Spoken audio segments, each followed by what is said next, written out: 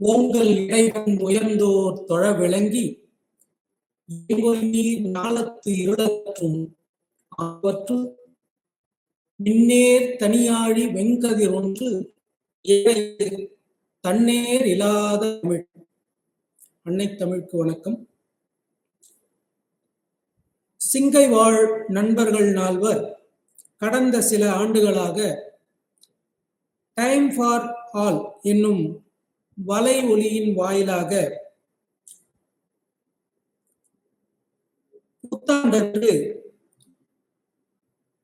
12 மணி நேரம் இடைவிடாது பல்சுவை நிகழ்ச்சிகளை படைத்து பட்டிமன்றம், கருத்தரங்கம், சொற்பொழிவு, கவிதைகள், மாணவரங்கம் போன்று பல்சுவை நிகழ்ச்சிகளை இடைவிடாது 12 மணி நேரம் புத்தாண்டன்று நடத்தி சிங்கப்பூர் சாதனை புத்தகத்தில் இடம் பிடித்து வருகின்றனர். அதன் தொடர்ச்சியாக இந்த ஆண்டும் திருக்குறள் சார்ந்து பல பல்சுவை நிகழ்ச்சிகளை வழங்கி வருகின்றனர். அதன் தொடர்ச்சியாக திருக்குறளும் இலக்கணமும் என்ற தலைப்பில் அடியேன், என் இயற்பெயர் வஜ்ரவேலன், தந்தையார் பெயர் தேவசிகாமணி, நான் தமிழ்நாட்டைச் சேர்ந்தவன், இங்கு பல ஆண்டுகளாக பணிபுரிந்து வருகிறேன். ஒரு சிறு உரையை வழங்க உள்ளேன். அதற்கு முன்பாக தமிழுக்கும் எனக்கு இலக்கணம் கற்பிக்கும் ஆசான் அரங்கன் என்னும் இயற்பெயர் கொண்ட கவினப்பனாருக்கும் ஒரு பணிவான வணக்கத்தை கொண்டு இந்த வாய்ப்பினை அளிக்கும் இந்த குழுவினருக்கும் என்னோட நன்றியை தெரிவித்துக் கொண்டு என்னுடைய இந்த சிறிய ஒரு உரையை நான் தொடங்குகிறேன். திருக்குறள் என்ற நூல் அறியாத ஒரு தமிழர் இருப்பார் என்பது ஒரு ஐயம். அதில் இலக்கணம் எவ்வாறெல்லாம் சிறந்து விளங்குகின்றது என்பதை பற்றி தான் இந்த ஒரு சிறு உரையில் நாம் பார்க்க உள்ளோம். நமக்கு கிடைத்த இலக்கண நூல்களுள் மிகச்சிறந்ததும் மிக தொன்மை வாய்ந்த நூலும் தொல்காப்பியமாகும். தொல்காப்பியர் காலம் ஏறக்குறைய 2600 ஆண்டுகள் அல்லது அதற்கும் மேலும் இருக்கலாம் என்ற ஒரு கருத்து உள்ளது. அதைத் தொடர்ந்து திருவள்ளுவர் காலமும் 2000 ஆண்டுகளுக்கு முற்பட்டது என்பது நாம் அறிந்த ஒரு செய்தியாகும். தமிழ் மொழிக்கே ஒரு அரணாக நிற்பது தொல்காப்பியம் என்னும் இலக்கண நூல். அது ஒரு காப்பியம், இலக்கண நூல், தமிழர்களின் வாழ்வியலை கூறும் நூல் என்பது நாம் யாவரும் அறிந்த ஒரு கருத்து. தொல்காப்பிய நெறிகளை முழுவதும் பிறழாமல் இயற்றப்பட்ட ஒரு இலக்கியம் திருக்குறள். தொல்காப்பியத்திற்கென்றே இயற்றப்பட்ட ஒரு இலக்கியம் என்றும் கூறலாம் நாம். ஏனென்றால் அவ்வளவும் தொல்காப்பியர் வழியை மீறாமல் திருவள்ளுவர் ஒவ்வொரு இடத்திலும் அந்த நுணுக்கங்களையும் இலக்கணத்தையும் பின்பற்றியே அவருடைய பாக்களை அமைத்துள்ளார். நாம் அறிந்தவரை திருக்குறள் என்ற நூலுக்குள் பொருளை பற்றி இங்கு அதிகம் நாம் பேசப்போவதில்லை. ஏனென்றால் நம் தலைப்பு இலக்கணத்தை சார்ந்தது என்பதால் பொருளை பற்றி பலரும் அறிந்ததுதான். திருக்குறள் என்றும் நூல் முப்பால் கொண்டது, அறத்துப்பால், பொருட்பால், காமத்துப்பால் என்றும் 3 பிரிவுகளை கொண்டு தமிழர்களின் வாழ்வியலை, உலக வாழ்வியலை கூறும் ஒரு சிறந்த மறைநூலாகும்.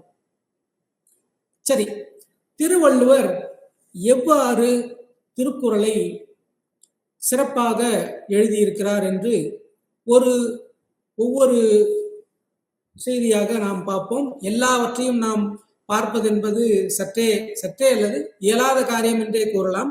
ஒரு சில முக்கியமான கருத்துக்களை, ஒரு சில அரிய கருத்துக்களை மட்டும் இந்த உரையின் வழியாக நான் அனைவரிடமும் பகிர்ந்து கொள்ள விரும்புகிறேன்.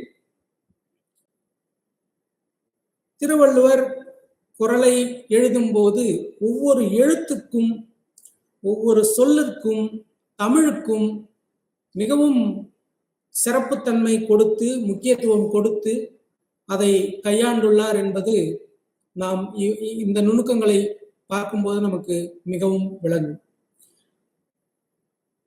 முதல் குறளாக அகர முதல எழுத்தெல்லாம் ஆதி பகவன் முதற்றே உலகு என்று கையாண்டுள்ளார். இந்த குறளில் வள்ளுவனார் எதை சொல்ல வருகிறார் நமக்கு? அவர் மொழியின் அடிப்படையில், தமிழ் வழியில் ஒரு வாழ்வியல் நெறிகளை கூறும் ஒரு நூலை இயற்றுகிறார்.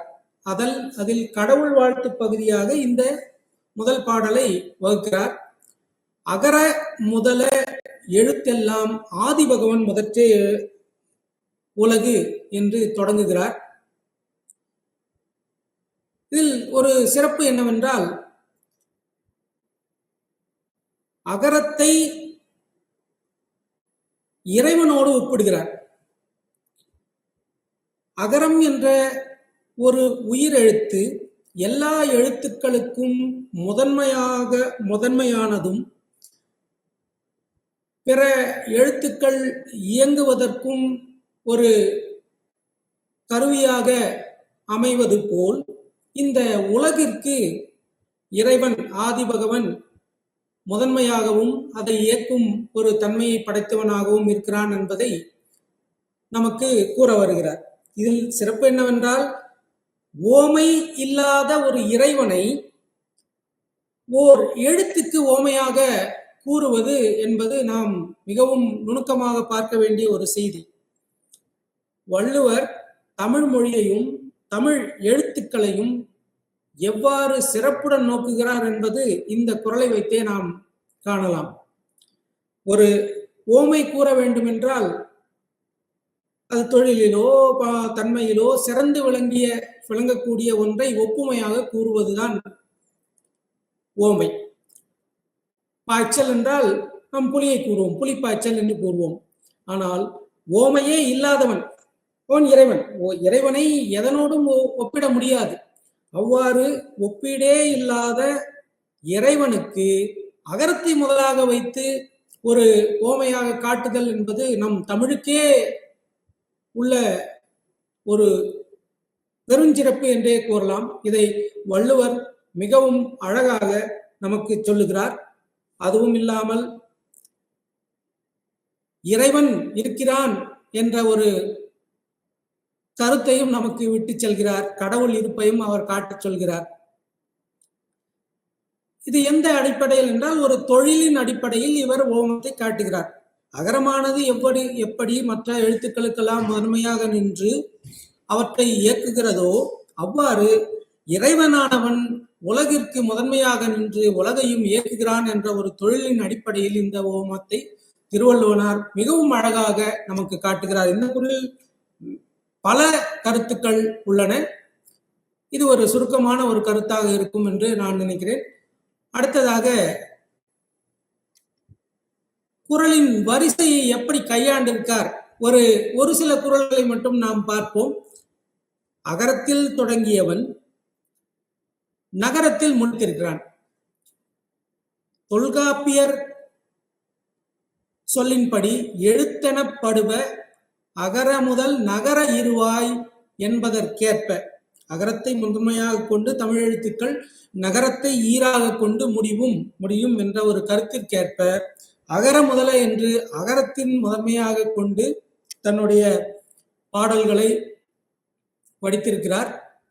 அவ்வாறே இறுதியான பாடல் எது என்று பார்த்து ஊடுதல் காமத்திற்கின்பம் அதற்கின்பம் கூடி முயங்க பெறின் பெறின் என்று நகரத்தை இறுதியாக கொண்டு ஒரு சிறந்த முறையில் 1330 குறள்களையும் அடுக்கி நமக்கெல்லாம் வகுத்து தந்திருக்கிறார் என்பது ஒரு சிறப்பு.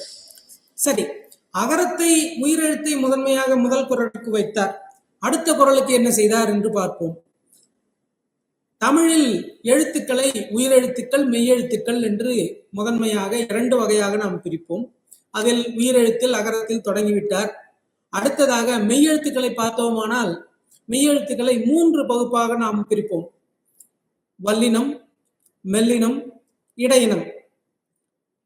அந்த வரிசையில் அவர் திட்டமிட்டு செய்தாரா இல்லை இயல்பாகவே அவருக்கு இவ்வாறு அமைந்ததா என்பதெல்லாம் நாம் சிந்தித்து பார்க்க வேண்டும். அடுத்த குறளாக அகரத்தை முதலாக வைத்தார். அடுத்ததாக வல்லினத்தை முதலாக வைத்து கற்றதனால் ஆய பயனென்கொள் வாளறிவன் நற்றால் தொழாரெனின் என்று வல்லினத்தில் தொடங்கும் ககரம் என்ற வல்லினத்தில் தொடங்கும் ஒரு குறட்பாவை படித்திருக்கிறார். அடுத்ததாக மெல்லினம், மலர்மிசை ஏகினான் மானடி சேர்ந்தார் நிலமிசை நீடு வாழ்வார் என்று மெல்லினத்திலும், வேண்டுதல் வேண்டாமை இலானடி சேர்ந்தார்க்கு யாண்டும் இடும்ப இல, வேண்டுதல் என்றது வகரம், வகரம் என்பது இடையினம். முதலில் வல்லினம், மகரம், மெல்லினம், வகரம், இடையினம், இந்த 3ஐயும் வரிசையாக நமக்கு காட்டி ஒரு அருமையான ஒரு அமைப்பை நமக்கு பொருட்செறிவோடு ஒரு இனிமையோடு நமக்கு காட்டிச் செல்கிறார். வள்ளுவனார் தமிழ்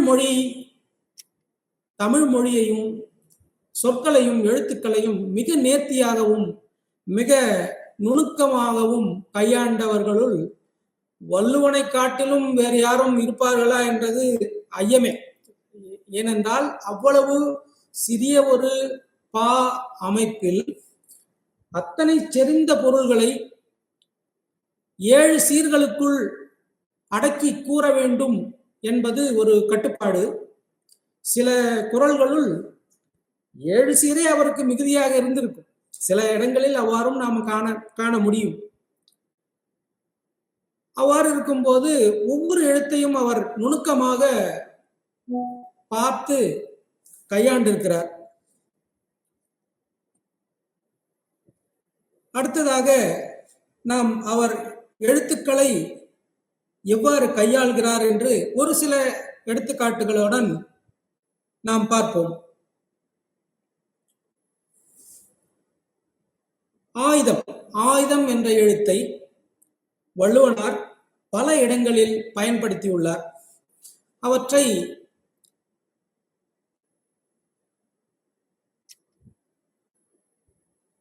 எந்த இடத்தில் எவ்வாறு நாம் அதை எடுத்துக்கொள்ள வேண்டும் என்பதற்கு ஒரு சில காட்டுகளை நான் காட்டுகிறேன். செய்க பொருளை செருணர் செருக்கற்கும் எஃகதனிற் கூறியது இல். இந்த குறளில் இயல்பாக எஃகு என்ற இடத்தில் அந்த ஆயுதமானது ஒரு ஒற்றெழுத்தை போன்று வந்துள்ளது.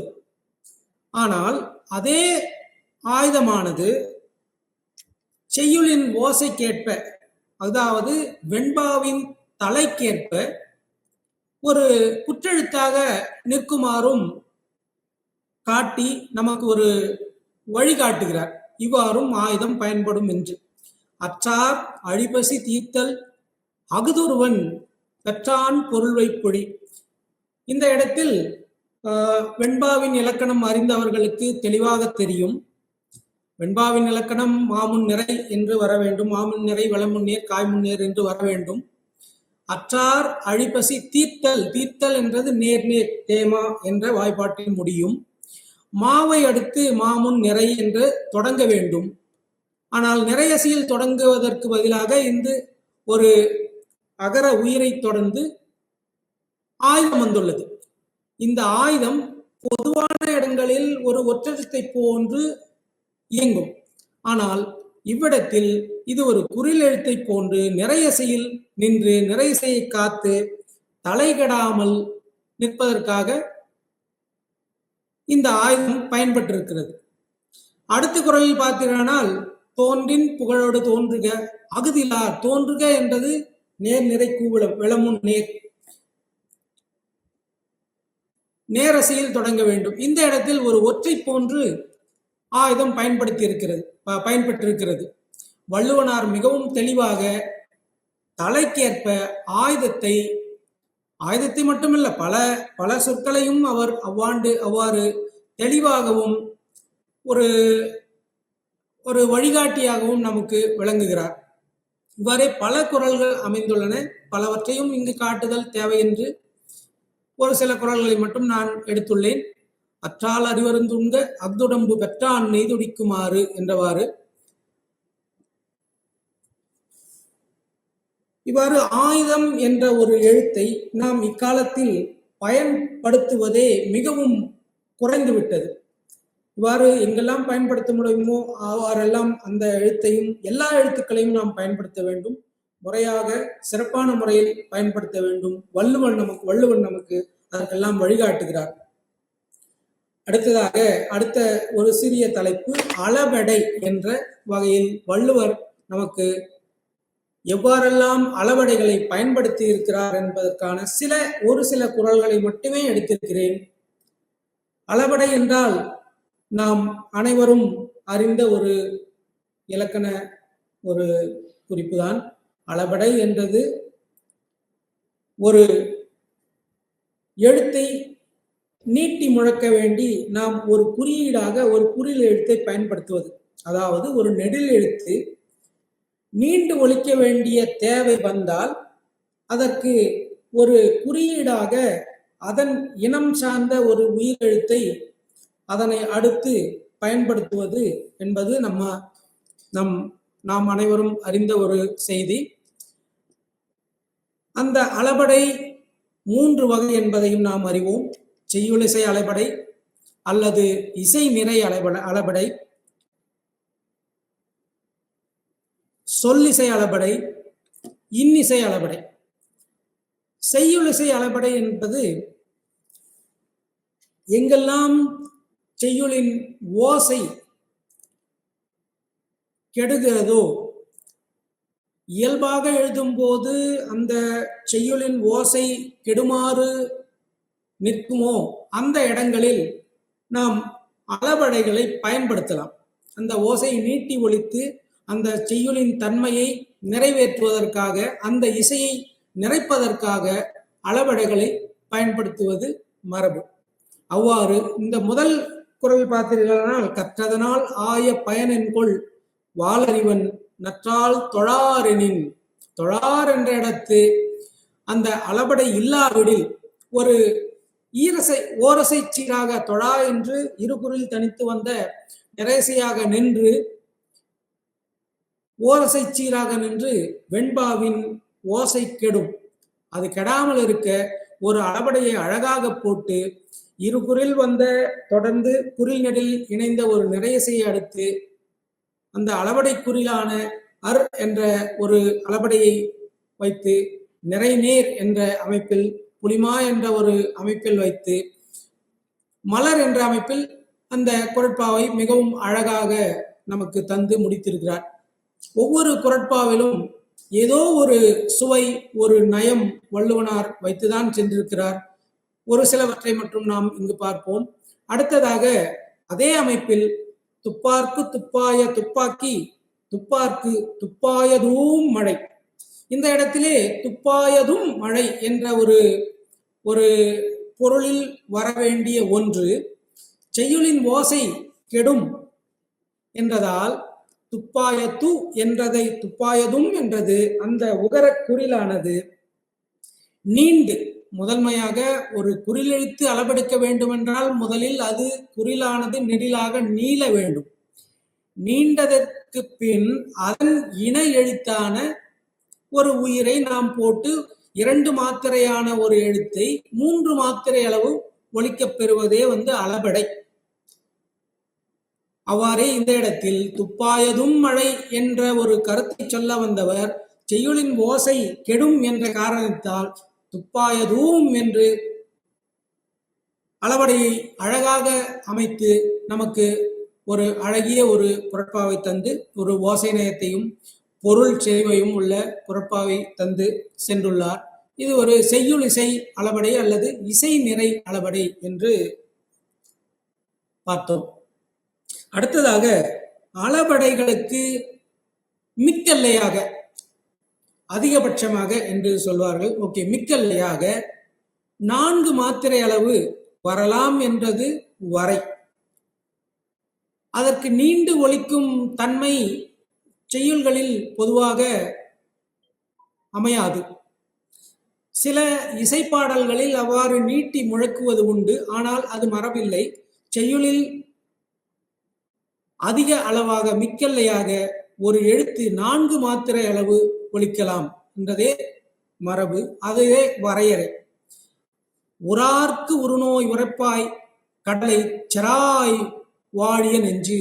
இந்த செராய் என்ற இடத்தில் இந்த ரகர நெடிலானது ரா, அதற்கடுத்து 2 அளபடைகள் குறிகள், அளபடை குறிகள், இது 2 மாத்திரை. அதை அடுத்து 1 மாத்திரை என்று முழுவதுமாக 4 மாத்திரை அளவு வந்து அந்த ஓசையை நிறைப்பதற்காக வந்தது. அவ்வாறு வராவிடில் இங்கு வாழிய என்றது நேரிசையில் தொடங்க வேண்டி உள்ளது. நேரிசையில் தொடங்க வேண்டும் என்றால் மாச்சீரில் அமைந்தால் அது இயலாது என்றதால் அவர் விளச்சீராக மாற்றியிருக்கிறார்.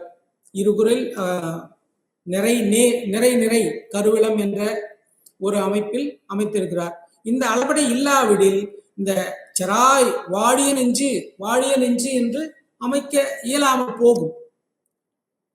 அதற்காகவே செராய் என்று 4 மாத்திரை அளவில் உள்ள ஒரு அளபடையை வைத்து நமக்கெல்லாம் ஒரு சிறப்பான ஒரு வழியை காட்டில இவ்வாறெல்லாம் நாம் பயன்படுத்தலாம், அளபடைகளை இவ்வாறெல்லாம் பயன்படுத்தலாம் என்று நமக்கு வள்ளுவர் மிக அழகாக இந்த குறளின் வாயிலாக நமக்கு காட்டுகிறார். அடுத்து சொல்லிசை அளபடை. சொல்லிசை அளபடை என்பது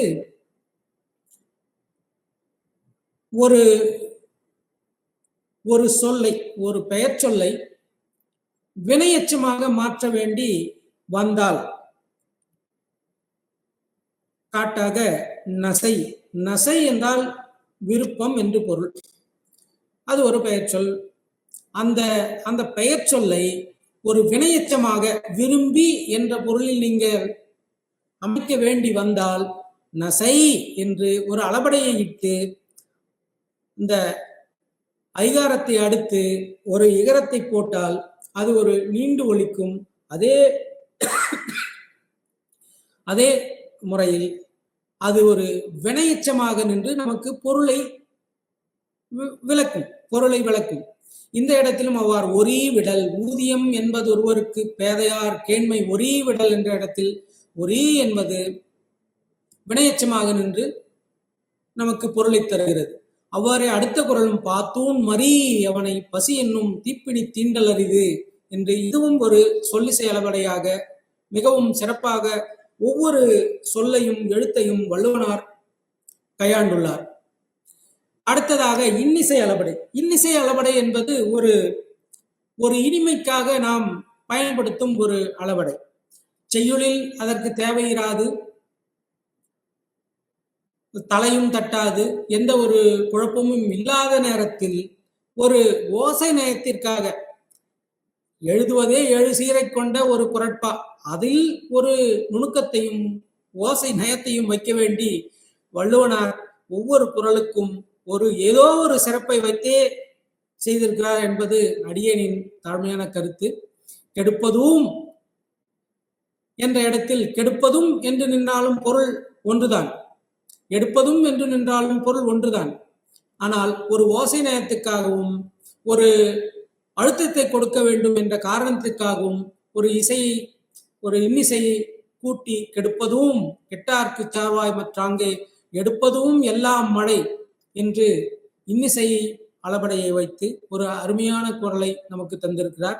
அடுத்து அதே போன்று சாதலின் இன்னாததில்லை இனிததும் ஈதல் கடை என்று இதுவும் ஒரு இன்னிசை அளபடையை அமைந்து வந்த ஒரு குறள்பாவாகும். இவ்வாறே பல குறள்கள் அருமையாக வள்ளுவனார் நமக்கு தந்துள்ளார். அன்பர்கள் இதையெல்லாம் கற்று தெளிவடைய வேண்டுகிறேன். அளபடைகளை பார்த்தோம்.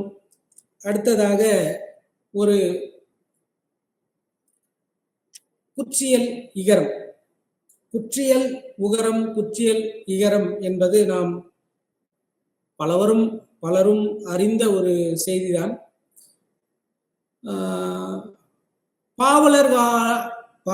பாவலர்களாய் இருக்கும் யாவரும் குற்றியல் உகரம், குற்றியல் இகரத்தை அறிந்திருப்பார்கள். ஒரு சிறிய அறிமுகமாக, குற்றியல் இகரம் என்றால் குற்றியல் உகரத்தை சார்ந்து வருவது. எவ்வாறு என்றால், குற்றியல் உகரம் என்பதை முதன்மையாக நாம் அறிய வேண்டும். வல்லெழுத்து ஆறின் மீது சார்ந்து, கச்சட தப்பற என்ற 6 வல்லெழுத்தின் மீதும் ஏறிய உகரம், கூச்சு டு து பூரு என்ற எழுத்துக்கள் வல்லெழுத்தின் மீது ஏறிய உகரமானது ஒரு சொல்லின் ஈற்றில் நிற்குமானால், தனிக்குறிலை சாராத மற்ற எல்லா சொற்களின் ஈற்றில் நிற்குமானால் அந்த உகரம் குறுகும் தன்மை உடையது. அதுவே குற்றியல் உகரம் என்று நாம் கூறுகிறோம். அந்த குற்றியல் உகரத்தை அடுத்து யா என்னும் நெடில் எழுத்து, யகரத்தின் நெடிலான யா என்னும் நெடில் எழுத்து வந்தால், அதனை குற்றியல் உகரத்தை அடுத்து யா என்னும் நெடில் எழுத்து வந்தால், அந்த முன்புள்ள குற்றியல் உகரமானது இகரமாக திரியும். இகரமாக திரியும் போது அந்த புணர்ச்சியில் அந்த இகரத்தின் ஒலி அளவும் மிகவும் குறைந்து ஒரு அரை மாத்திரை அளவே ஒலிக்கும். அந்த அரை மாத்திரை அளவு ஒலிப்பதற்கு நாம் சில இடங்களில் அதை அளவெடுப்பும், சில இடங்களில் அளவெடுக்காமலும் இருக்கும். அது செய்யுளின் அமைப்பை பொறுத்து எந்தெந்த இடத்தில் தலை தட்டுமிடத்தில் அந்த இகரம் அளவெடுக்கும், தட்டாத விடத்து அந்த இகரமானது ஒரு ஒற்றாக நின்று யாப்பு சிதையாமல் நிற்கும் என்பதை இந்த ஒரு சில குறட்பாக்களை நான் காட்டுகிறேன். வாய்மை எனப்படுவது யாதெனின் என்ற இடத்தில் படுவது என்பது உயிர்த்தொடர் குற்றியல் உகரம். இந்த குற்றியல் உகரத்தை அடுத்து யாதெனின் என்ற ஒரு சொல் வரும்போது, யா என்னும் நெடியில் தொடங்கும் போது முன்புள்ள குற்றியல் உகரமானது து என்னும் குற்றியல் உகரம் கெட்டு இகரமாக திரியும். எனப்படுவது யாது அப்படின்றது யாது என்று நிற்கும். இது இயல்பாகவே அவ்வாறுதான் நிற்கும். குற்றியல் உகரத்தை அடுத்து யாகாரம் வரும்போது, யா என்னும் நெடில் வரும்போது நீங்கள் பழுக்கி பார்த்தாலே தெரியும். எனப்படுவது யாது, எனப்படுவது யாது என்று சொன்னால் எனப்படுவது யாது என்று இயல்பாகவே அது வந்து நிற்கும். அதுதான் இலக்கணமாக வைத்துள்ளார் நம் தமிழர்கள். தமிழர்களின் இலக்கணம், தொல்காப்பியமும் சரி, தமிழ் இலக்கணமானது மிகவும் இயல்பானதும் அறிவியல் சார்ந்த ஒன்றும். புணர்ச்சி, பொதுவான புணர்ச்சிகள் ஒரு ஒலிப்பின் முறையிலும் பொருளின் அடிப்படையிலுமே ஏறும். ஏதோ ஒரு சில இடங்களில் மட்டும்தான் அது மருவி நிற்கும். மற்ற இடங்கள் எல்லாம் பொருளின் அடிப்படையில் புணர்ச்சி நடக்கும். இல்லை ஒலிப்பு முறைகள், அது மெய்மயக்கத்தை அடிப்படையாக புணர்ச்சி நடக்கும். ஆனால் இந்த இடத்தில் குற்றியல் உகரம் என்பது திரிந்து, இகரமாக திரிந்து அது ஒரு ஒற்றெழுத்தை போன்று நிற்கும். படுவது யாதெனின் என்று இருக்க வேண்டியது எனப்படுவது என்பதில் உள்ள உகரம், குற்றியல் உகரம் இகரமாக திரிகிறது. திரியும் போது தியாதனின் என்று அடுத்த யா என்னும் நெடிலோடு இந்த இகரமானது ஒட்டிக்கொள்ளும். அந்த இடத்திலே இந்த இகரத்திற்கு முழு மாத்திரை இல்லை, அரை மாத்திரை அளவே இது ஒலிக்கும். அரை மாத்திரை அளவே ஒலிக்கும் போது அதை நாம் ஒரு ஒற்றை போல் கருதி அந்த தொடக்கத்தில் நேரசையாக கொள்ள வேண்டும். தி யா என்பதை தியா என்று ஒரு ஒற்றை அடுத்து நெடில் வருவதாக கொண்டு நேரசையாக கொள்ள வேண்டும் என்பதே இங்கு நாம் காணவிருக்கும் கருத்து.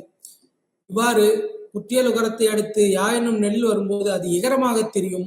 இகரமாக தெரியும் போது, ஆனால் இவ்வாறான இடங்களில் பலரும் இந்த ஒரு குற்றியல் உகர தன்மையை அறியாதவர்கள் வள்ளுவர் பிழையாக எழுதிவிட்டார், தலை பார்க்கவில்லை, காய்ச்சீரை அடுத்து நிறையசையில் தொடங்கி உள்ளது என்று பிழையான கருத்தை கூறுபவர்களையும் பார்த்துள்ளோம். இந்த ஒரு இடத்தில் நாம் மிகவும் தெளிவாகவும் நுணுக்கமாகவும் பார்க்க வேண்டியுள்ளது. இந்த இடத்தில் இயல்பாக குற்றியலிகரம் அது அரைமாத்திரை அளவு நின்று யாதெனின் என்ற ஒரு சொல்லின் முன் குறுகி ஒற்றாக நின்று யாப்பின் தலையை சிதையாமல் நிற்கிறது. அவ்வாறே வெண்மை எனப்படுவது அதே அமைப்பில் இங்கும் வந்துள்ளது. இவ்வாறு பல குறள்கள் உள்ளன. இவ்வாறு இல்லாமல் இந்த இடத்தில் குற்றியல் இகரமானது அளவெடுக்காமல் ஒற்றை போன்று இவ்வாறு சில குறள்களில் நிற்கின்றது. ஆனால் சில குறள்களில் இங்கு கீழுள்ள ஒரே ஒரு குறள் மட்டும் நான் எடுத்துள்ளேன். இன்னும் சில ஒரு 2 குறள்கள் உள்ளன. வேண்டுதல் வேண்டாமை இலானடி சேர்ந்தார்க்கு இந்த இங்குள்ள குற்றியல் உகரமானது யாண்டும் என்பதோடு சேரும் போது கியாண்டும் என்று இங்கு அளவெடுக்கிறது. சேர்ந்தார்க்கு யாண்டும் அங்கு எவ்வளவு தியா என்று வந்ததை போன்று சேர்ந்தார்க்கு யாண்டும் என்பது சேர்ந்தார்க்கு யாண்டும் என்று, சேர்ந்தார் என்பது நேர் நேர் தேமாவாக நின்று இங்குள்ள குற்றியல் உகரம் கெட்டு இகரமாக திரிந்து நேர் நேர் தேமாவின் முன் நிறையசை வர வேண்டும். நிறையசையை நிறைவு செய்வது போல் இங்கு உள்ள குற்றியல் உகரம் ஒரு ஒற்றை போல், இங்கு தீ என்பதில் ஒற்றை போல் நிற்கும் இகரமானது இங்கு ஒரு முழு ஓசையுடன் நின்று தலையை தட்டாமல் காக்கிறது. சேர்ந்தார்க்கு யாண்டும் விடும்பை இல என்று இவ்வாறும் அமைத்து வள்ளுவனார் இவ்வாறும் பயன்கொள்ளலாம் என்று நமக்கு மிக மிக நுணுக்கமான ஒரு செய்திகளை நமக்கு காட்டிவிட்டு செல்கிறார். குற்றியலிகரம் இவ்வாறு சில குறள்கள் உள்ளன. இவை மட்டும் அல்ல, பல நுணுக்கங்களை வள்ளுவனார் தம் குறட்பாக்களில் மிகச் செறிவாகவும் நுணுக்கமாகவும் நமக்கு காட்டிச் செல்கிறார். இதழ் அகல். இதழ் அகல் என்பது நம் இதழ்கள் விரிந்து நிற்பது, ஒட்டாமல் நிற்பது, குவியாமல் நிற்பது. குவியாமல் நாம் ஒரு பாடலை சொல்லும் போது குவியாமல் நின்று அந்த பாடலை படிக்க பழுக்க இயலுமானால் அந்த பாடலை இதழகல் என்று சொல்லுவது ஒரு வழக்கு. இதழகல் குறட்பாவாக எய்தற்கு அரியது ஏந்தைக்கால் ஏந்தக்கால் அந்நிலையே செய்தற்கரிய செயல் என்ற குறளில்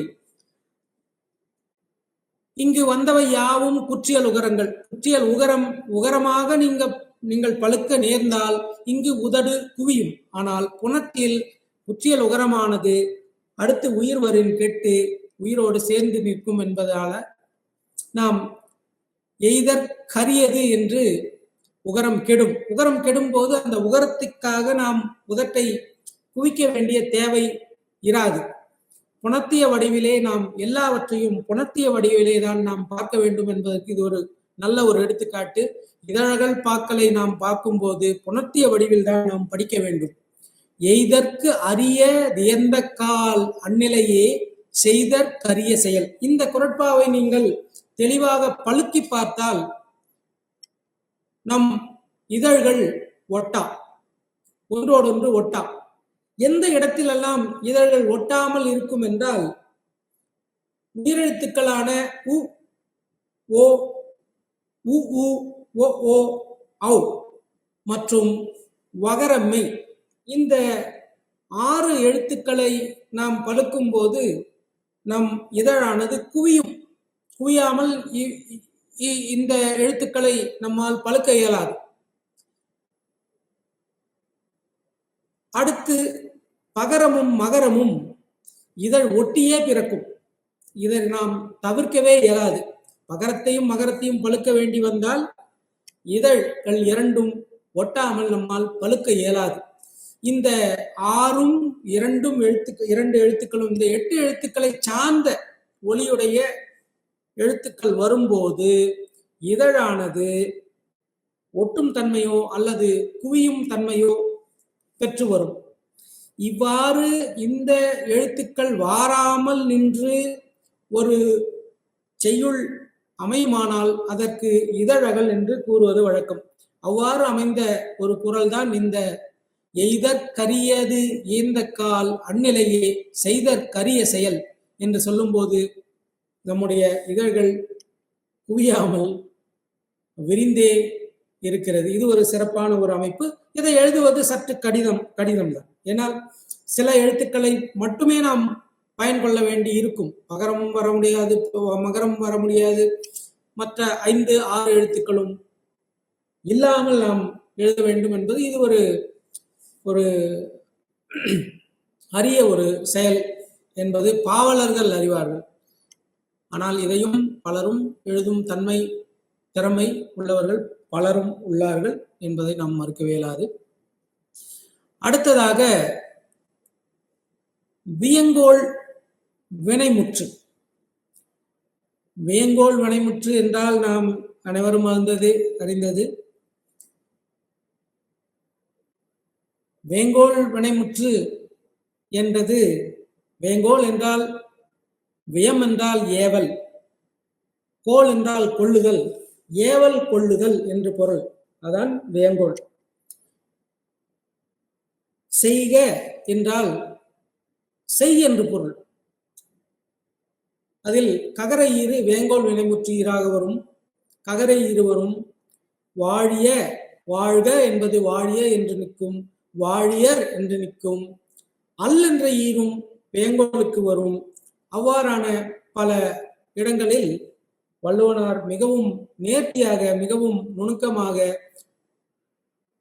வேங்கோளை நமக்கு எவ்வாறு பயன்படுத்தலாம் என்று காட்டுகிறார். ஈதல் இசைப்பட வாழ்தல் அதுவல்லது ஊதியம் இல்லை உயிர்க்கு. இங்கு ஈதல் என்பது நேரடியாக நீங்க பார்க்க போனால் ஒரு தொழிற்பெயரை போன்று தோன்றும். ஆனால் இங்கு தொழிற்பெயராக இல்லை.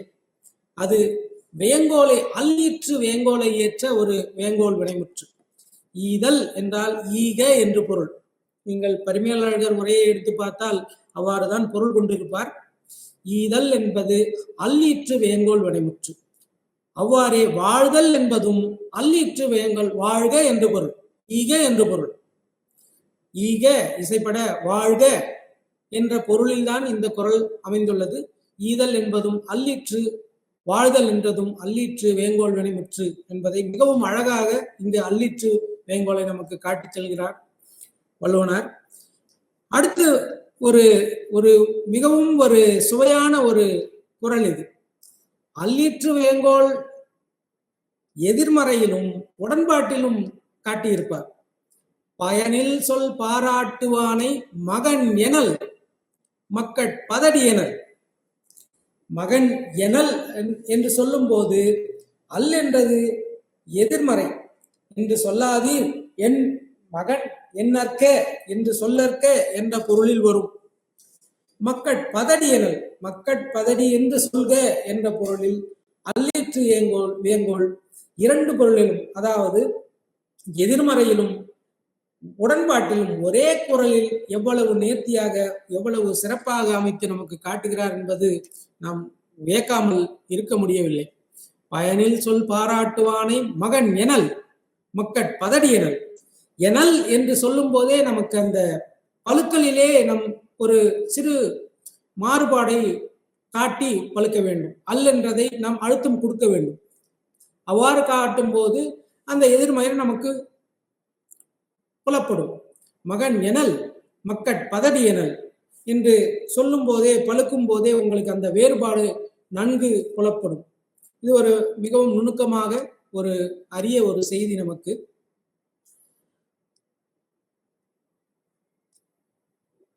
அடுத்ததாக ஒரு சில குறிப்புகளை மட்டும் நான் பார்க்க உள்ளேன். சிறப்பு புணர்ச்சி நெறிகள். புணர்ச்சி நெறிகள் தமிழில் பல உள. அதில்தான் நாம் அனைவரும் மயங்கி உள்ளோம். எங்கு ஒற்று மிக வேண்டும், எங்கு ஒற்று மிகக்கூடாது, மிக வேண்டிய இடத்தில் மிகுத்தும், மிகக்கூடாத இடத்தில் மிக வேண்டிய இடத்தில் மிகாமலும், மிகக்கூடாத இடத்தில் மிகுத்தும் பலரும் எழுதுவதை நாம் காண்கிறோம். எல்லா இடத்திற்கும், எல்லா ஒரு நிலைக்கும் குறளில் உங்களுக்கு தீர்வு கிடைக்கும். வள்ளுவனார் எல்லாவற்றையுமே பயன்படுத்தியுள்ளார்.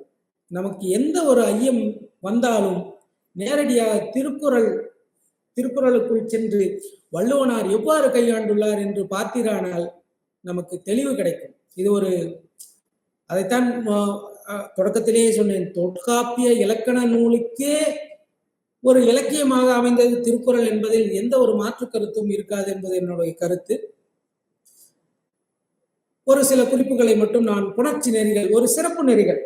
பொதுவாக இரண்டாம் வேற்றுமை தொகையில் மிகாது என்பது ஒரு பொதுவான ஒரு கருத்து.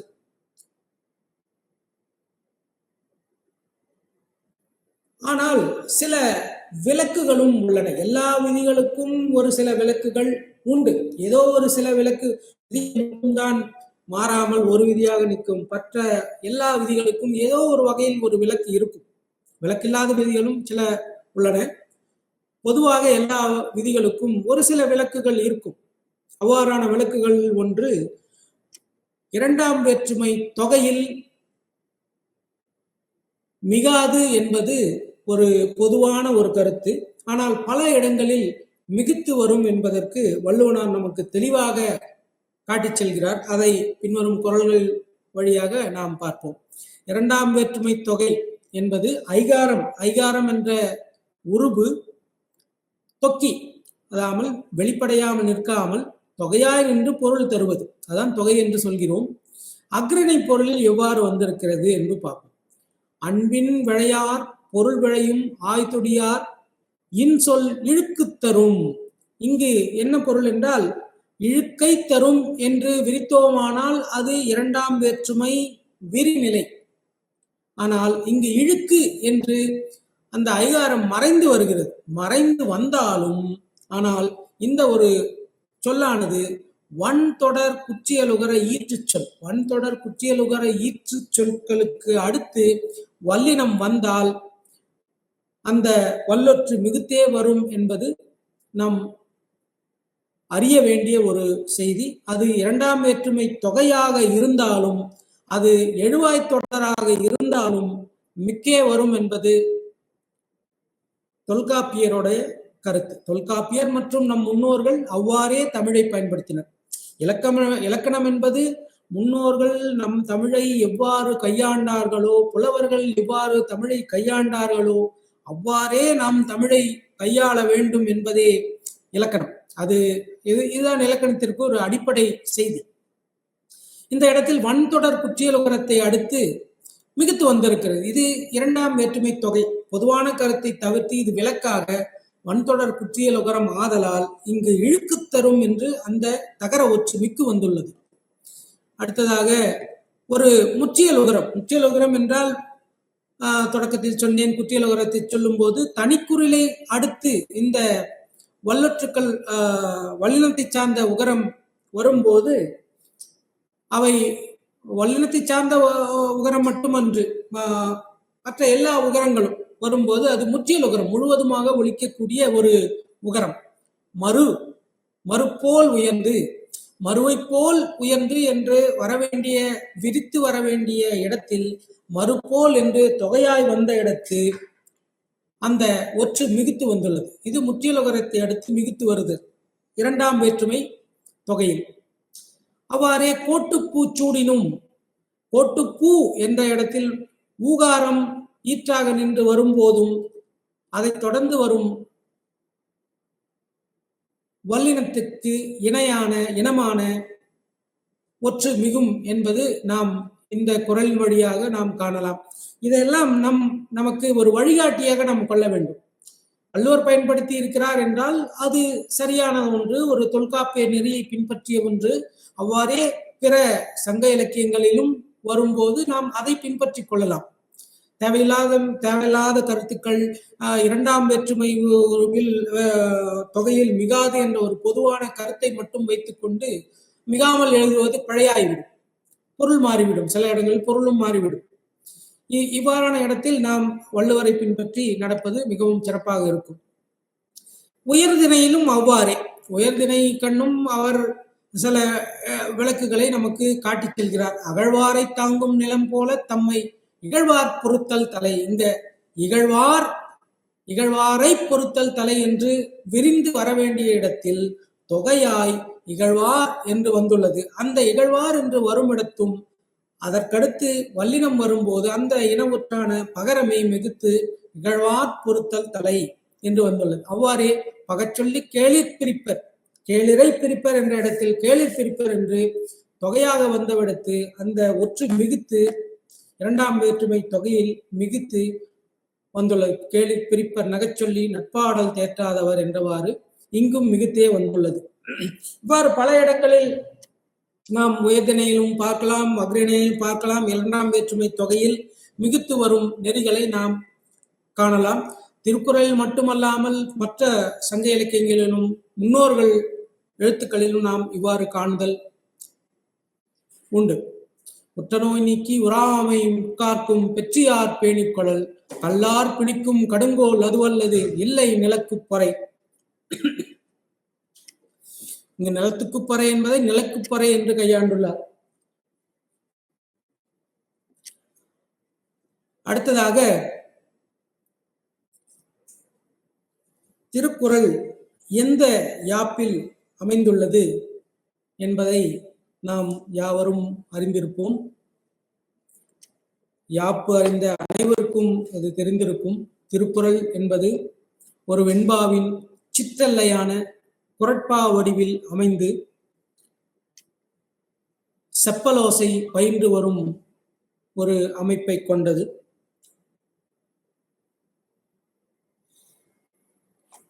இந்த அமைப்பில் செப்பலோசையானது 3 வகைப்படும். ஏந்திசை செப்பலோசை, ஒழுகிசை செப்பலோசை, தூங்கிசை செப்பலோசை என்று 3 வகையான செப்பலோசைகள் பயின்று வரும். எங்கெல்லாம் ஏந்திசை வரும், ஒழுகிசை வரும், தூங்கிசை வரும் என்பது அங்கு வரும் தலைகளை பொறுத்து அமையும். ஏந்திசை செப்பலோசை என்பது வெண்சீர் வெண்டலை. வெண்சீர் வெண்டலை என்பது முச்சீர்களை கொண்ட ஒரு சீரமைப்பு. முச்சீர்கள் என்றால் காய்ச்சீர், கனிச்சீர் வெண்பாவில் வாராது என்பது நாம் அறிந்த ஒரு கருத்து. காய்ச்சீரை அடுத்து பயின்று வருவது வெண்சீர் வெண்டலை. அவ்வாறு வெண்சீர்களையே பயின்று வந்த ஒரே ஒரு குறட்பா எதுவென்றால் யாதானும் நாடாமால் ஊராமால் என்னொருவன் சாந்துணையும் கல்லாதவாறு என்ற இடத்தில் எல்லா இடங்களிலும் வெண்சீரே அமைந்துள்ளது. யாதானும் என்ற இடத்தில் நேர் நேர் நேர் தேமாங்காய் என்ற இடமும், நாடாமல் என்ற இடத்தும் அவ்வாறே முச்சீராய் வந்து காய்ச்சீராக, ஊராமால் என்ற இடத்தும் காய்ச்சீராக வந்து எண்ணொருவன் என்ற இடத்தும் நேர் நிறை நேர் பூவிலங்காய் கருவிலங்காய் என்ற இடத்திலும், சாந்துணையும் என்ற இடத்திலும் காய்ச்சீராய் வந்து கல்லாத என்ற இடத்திலும் நேர் நேர் நேர் என்று காய்ச்சீராய் வந்து அடுத்து வாறு என்றது காசு என்ற அமைப்பில் வந்து இந்த ஒரே ஒரு குறட்பா மட்டும் ஏந்திசை செப்பலோசை என்ற ஒரு ஓசை அமைப்பில் அமைந்துள்ளது. நாம் ஒரு அறிய வேண்டிய ஒரு செய்தி. மற்ற 2 வகையான ஓசைகள் பல குறட்பாக்களில் அமைந்து வரும். அடுத்ததாக ஒழுகிசை. ஒழுகிசை என்றால் ஏசீர் வெண்டலையும் வெண்சீர் வெண்டலையும் கலந்து வரும். ஏசீரும் வரும், வெண்சீரும் வரும். ஒரே குறட்பாவில் காய்ச்சீரும் வரும், இயற்சீரும் வரும், காய்ச்சீரும் வரும், ஈர்சைச்சீரும் வரும் என்றவாறு அமைந்த குறள்களில் நீங்கள் பார்த்தால் ஒரு ஓசை ஒரு ஒழுகு இசை ஓசையாக இருக்கும். ஏத்த இறக்கங்களோடும் ஒரு ஒழுகிசை ஓசை வருவதை நாம் காணலாம். அன்பிலார் எல்லாம் தமக்குரியர். இங்கு அன்பிலார் என்பது விளச்சீர், எல்லாம் என்பது மாச்சீர், தமக்குரியர் என்பது காய்ச்சீர், அவ்வாறு எல்லா வகையான சீரும் ஏற்சீரும் வெண்சீரும் கலந்து வருவது ஒழுகிசை. அன்பிலார் எல்லாம் தமக்குரியர் அன்புடையார் என்பும் உரியர் பிறர்க்கு. இந்த ஓசையை நாம் வேறுபடுத்தி பார்க்க முடியும். எவ்வாறு ஓசை ஏற்ற இறக்கங்களோடு வருகிறது என்பது இந்த வகையான சீரமைப்பை கொண்டு நாம் காண முடியும். இவ்வாறு இந்த ஓசையில் ஒழுகிசையில் பல குறள்கள், பல நூறு குறள்கள் அமைந்திருக்கலாம். அது எண்ணிக்கையை நான் கணக்கெடுக்கவில்லை. அதை கணக்கெடுத்த நூல்களும் உள்ளன. அன்பர்கள் அதை பார்க்கலாம். அடுத்ததாக தூங்கிசை. தூங்கிசை என்பது இயற்சீர் மற்றும் வந்தது. இயற்சீர் என்றால் ஈரசைச்சீர்கள். ஈரசைச்சீர்கள் மட்டுமே வந்து ஒரு ஓசை வரும் என்றால் வெண்டலை பயின்று ஏசீர் வெண்டலை பயின்று வரும் ஓசை தூங்கிசை. கற்க கசடர கற்பவை கற்றபின் நிற்க அதற்கு தக. உங்களுக்கே தெரியும், அதை பழுக்கும் போதே அந்த ஓசையோட அமைப்பு, அந்த மாற்றங்கள் எல்லாம் நமக்கு புலப்படும். இவ்வாறான பல குறள்கள் திருக்குறளில் அமைந்துள்ளன. மிகவும் சிறப்பான ஒரு அமைப்பு திருக்குறள் என்பது. 7 சீர்களை கொண்டு எத்தனையோ ஒரு அரிய கருத்துக்களை எல்லாம் நமக்கு வள்ளுவனார் சொல்லிச் செல்கிறார். அவ்வாறே சில இடங்களில் நாம் பிழையென்று கருதுவதும் சரியாய் நிற்கும். செய்யும் எனும் வாய்ப்பாட்டு வினைமுற்று. செய்யும் எனும் வாய்ப்பாட்டு வினைமுற்று நாம் அறிந்தவர்க்கு இந்த இடத்தில் உயர்திணைக்கு படும் என்ற வாய்ப்பாட்டை பயன்படுத்தி நமக்கு இவ்வாறும் வரும் என்று காட்டுகிறார். வையத்துள் வாழ்பவன் வானுரையும் தெய்வத்துள் வைக்கப்படுவான் என்று சொன்னால் நமக்கெல்லாம் தெளிவாக இருக்குமா, சரியா இருக்கு என்று நினைப்போம். ஆனால் படும் என்று வள்ளுவர் வைத்திருக்கிறார் என்று பலரும் குழம்ப நேரிடும். அதற்காகத்தான் இந்த குறளை எடுத்தோம். செய்யும் எனும் வாய்ப்பாட்டு வினைமுற்றானது பலர்பால் ஒழிந்த எல்லாவற்றிற்கும் வரும். அவன் செய்யும், அது செய்யும், அவை செய்யும், அவள் செய்யும் என்று எல்லாவற்றிற்கும் வரும். அவன் படும், அவன் வைக்கப்படும், அவள் வைக்கப்படும், அவை வைக்கப்படும் என்று எல்லாவற்றிற்கும் வரும். வள்ளுவர் எதையும் பிழையாக பயன்படுத்தவில்லை. மிகவும் தெளிவாக எவ்வாறு பயன்படுத்த வேண்டுமோ அவ்வாறே பயன்படுத்தி நமக்கு வழிகாட்டுகிறார். இதுவும் ஒரு நுணுக்கமான ஒரு செய்தி. மற்றும் இன்னும் ஒரு முக்கியமான ஒரு நேரம் நீண்டு போகிறதா என்று எனக்கு தெரியவில்லை. மிகவும் ஒரு முக்கியமான ஒரு அமைப்பை நான் காட்ட இருக்கிறேன். வெண்பா என்றால் நமக்கு தெரியும். நேரிசை வெண்பா, இன்னிசை வெண்பா என்று 2 வகையான வெண்பாக்கள் உள்ளன என்று நமக்கு தெரியும். ஆனால் குறட்பாவில் எவ்வாறு நாம் இதை காண்பது? அவ்வாறு எதுவும் நாம் எழுதுகிறோமா என்றால் பலரும் அதை காண்பதில்லை. ஆனால் வள்ளுவர் பல குறட்பாட்டு, பல 100 குறட்பாக்கள் என்று சொல்லலாம், பல 100 குறட்பாக்களை இந்த ஒரு அருமையான ஒரு அமைப்பில் அமைத்து இதை நேரிசை என்று கூறலாம். அது நேரிசையா இன்னிசையா என்பதை வேறு கருத்து. நேரிசை அமைப்பில் அமைந்த ஒரு குறள் என்று கூறலாம். இதை இவ்வாறு நாம் பார்க்க வேண்டும். இந்த குறளை காட்டாக இந்த 1-2 குறளை மட்டும் நான் விளக்கிவிட்டு ஒரு முடிவுக்கு வருவோம். என நேரம் நீண்டு செல்கிறது. நேரிசை அமைப்பில் வந்த ஒரு குறள் நாம் பார்க்கும். ஒழுக்கத்து நீத்தார் பெருமை விழுப்பத்து. ஒரே அடியில் 4 சீர் கொண்ட அடியில் முதல் ஒழுக்கத்து என்று தொடங்குகிறார். ஒழுக்கத்து நீத்தார் பெருமை விழுப்பத்து. அந்த ஒழுக்கத்து என்பதற்கான எதுகையை அந்த ஈற்றுச்சீரின் 4ஆம் சீரில், வெண்பாவில் 2ஆம் அடியில் முதல் சீரும் 4ஆம் சீரும் எதுகை அமைந்து வர வேண்டும் என்ற ஒரு அமைப்பில் நேரிசை வெண்பாவில் அவ்வாறு அமைப்போம். அதே அமைப்பில் ஒழுக்கத்து விழுப்பத்து என்று நேரிசையை அமைத்து இங்கே விழு என்று வகரத்தில் தொடங்கிய வி என்னும் எழுத்திற்கு மோனையாக வேண்டும் என்றவாறு விழுப்பத்து வேண்டும் பணிவல் துணிவு. இந்த ஒரு சிறப்பான ஒரு அமைப்பில் பல குறட்களை, பல 100 குறட்களை வள்ளுவர் அமைத்திருக்கிறார். பலரும் வள்ளுவர் எதுகை அமைக்கவில்லை, முதல் அடிக்கும் இரண்டாம் அடிக்கும் எதுகை அமையவில்லை, ஒழுக்கத்து என்று அமைத்து இரண்டாம் அடியில் வேண்டும் என்று அமைத்து எதுகை அமையாமல் விட்டார் என்று அறியாமல் நாம் காண்பது உண்டு. ஆனால் இந்த ஒரு நுணுக்கத்தை பார்த்தீரானால் இவ்வாறு சிறப்பாக ஒரு நேரிசையை அமைத்து ஒடுக்கத்து நீத்தார் பெருமை விழுப்பத்து வேண்டும் பணுவல் துணிவு என்று ஒரு அருமையான ஒரு அமைப்பை நமக்கு காட்டிச் செல்கிறார். இவ்வாறு பல குறள்கள் உள்ளன. அடுத்த குறளையும் நீங்கள் பார்க்கலாம். நகுதற் பொருட்டென்று நட்டல் மிகுதிக்கண். நகுதல் என்பதற்கு மிகுதி என்று எதுகை அமைத்துவிட்டு மீ என்ற எழுத்திற்கு மோனையாக மேற்சென்று இடித்தற் பொருட்டு என்று மிகவும் அருமையாக அந்த எதுகையும் அந்த எதுகையை பயின்று வந்த எழுத்திற்கு மோனையாக அடுத்த அடியில் எடுக்கிறார். ஆனால் முதல் அடிக்கும் இரண்டாம் அடிக்கும் எதுகை பார்க்க வேண்டும் என்பது ஒரு அடிப்படை கருத்து. ஆனால் இந்த இரண்டே அடியுள்ள குறட்பாவில் நேரிசையாக அமைக்க வேண்டி வள்ளுவனார் மிகவும் சிறப்பாக நேர்த்தியாக இவ்வாறான பல குறட்களை அமைத்திருக்கிறார். சிறப்பினும் செல்வமினும் அறத்தினும் இங்கு ஆக்கம் எவனவும் இருக்கு. அறத்தினும் ஆக்கம் இங்கு மோனையும் பயின்று வருவதை நாம் பல 100 குறட்பாக்களை காணலாம். இதெல்லாம் வள்ளுவனாரின் சிறப்பான ஒரு அமைப்புகள். எவ்வளவு நுணுக்கத்தையும் தெளிவையும் பொருட்செல்வையும் அமைத்து செல்கிறார் என்பதை நாம் இவ்வாறான குறள்களிலிருந்து நாம் காணலாம். இந்த அமைப்பு திருக்குறளில் மட்டுமல்லாமல் பல நூல்களிலும் உண்டு. இவ்வாறு நேரிசையாக அமைப்பது உண்டு.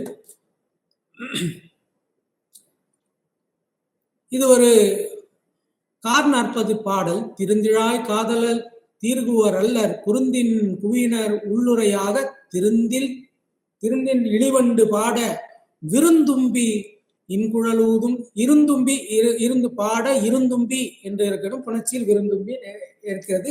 பாட இருந்தும்பி இன்குழலூதும் அவ்வாறே அதே அமைப்பில் நீங்கள் பார்க்கலாம். விழுப்பத்து வேண்டும் என்றவாறே இவ்வாறும் அமைந்து வருகிறது.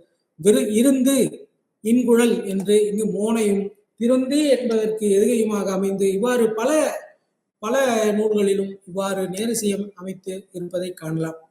இறுதியாக ஒரே ஒரு கருத்தை மட்டும் முதல் குறளுக்கே சென்று ஒரு விளக்கத்தை கொடுத்துவிட்டு இந்த உரையை முடித்துக் கொள்ளலாம் என்று இருக்கிறேன்.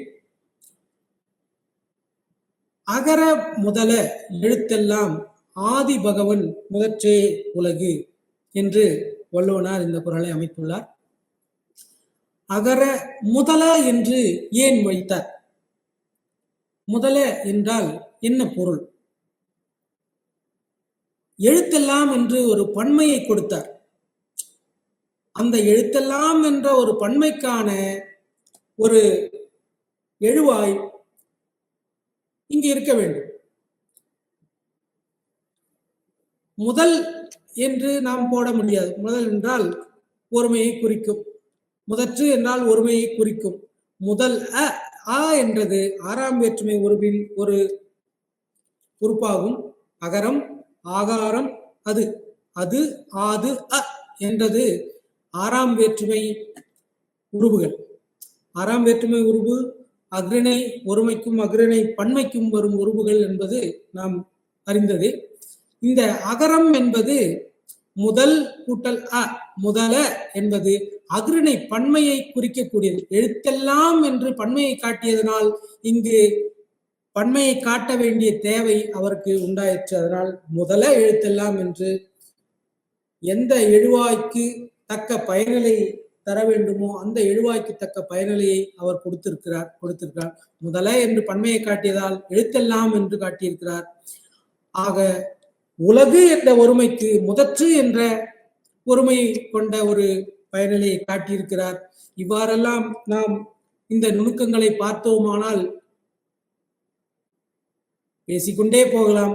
வள்ளுவனார் அவ்வளவு சிறப்பான ஒரு அமைப்புகளையும் நுணுக்கங்களையும் காட்டி நமக்கு ஒரு அருமையான ஒரு நூலையும் பல இலக்கண கூறுகளையும் நமக்கு காட்டி அந்த நூலை வகுத்துள்ளார். திருக்குறளும் இலக்கணமும் என்ற ஒரு தலைப்பில் ஏதோ ஒரு சில கருத்துக்களை அடியேன் இங்கு சுட்டினேன். பல்லாயிரக்கணக்கான கருத்துக்கள் செய்திகள் திருக்குறள் மலிந்து கிடக்கின்றன. அவற்றையெல்லாம் நாம் நுணுகி பார்க்க வேண்டும். ஒவ்வொரு குறளிலும் ஒவ்வொரு நுணுக்கத்தை வைத்திருக்கிறார்.